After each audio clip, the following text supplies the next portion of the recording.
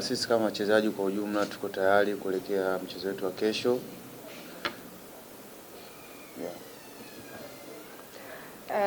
Unaamini mchezo wa kesho utakuwa ni mchezo aina gani?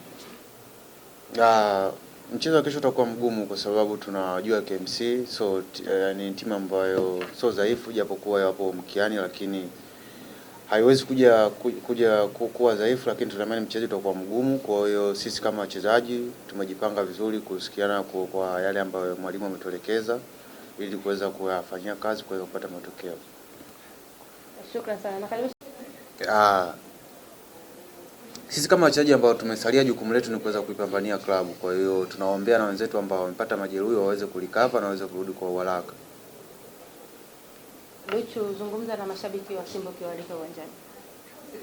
Kwanza nipende kuwashukuru mashabiki wetu kwa kuendelea kutunga mkono katika mechi zilizopita, lakini pia ningependa kuwakaribisha katika mchezo wetu wa kesho.